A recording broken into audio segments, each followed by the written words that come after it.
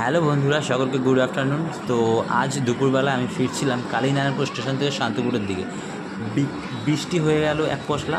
তো তখন এই ভিউটা দারুণ লাগছিলো। দুটো ট্রেন একসাথে দাঁড়িয়ে গেছিলো, একটা শান্তিপুর থেকে রানাঘাটের দিকে যাচ্ছিলো, আর একটা ট্রেন লালগোলা কৃষ্ণনগর থেকে শিয়ালদার দিকে যাচ্ছিলো। তো অসাধারণ ভিউটা লাগলো ব্রিজের ওপর থেকে, তাই ক্যামেরাবন্দি করছিলাম। তারপরে যখন ফিরে আসলাম কালীনারায়ণপুর থেকে শান্তিপুর দিকে ফিরছি, তখন ট্রেনটা লেফটের দিকে অনেকটা অ্যাঙ্গেল নিয়ে বেগ ছিল।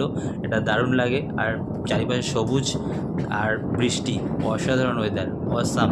আর ঠিক একটু পাশেই ডান পাশে চলে গেছিলাম, সেটা ছিল আমার চোখে দেখা এখনও পর্যন্ত সবচেয়ে বড় কলা বাগান। এই কালীনারপুর থেকে একটা চলে গেল কৃষ্ণনগর এবং রেল স্টেশন শান্তিপুর, এর মাঝখান বরাবর অনেকটা জায়গা জুড়ে এই কলা বাগানটা আছে। দারুণ ভিউ।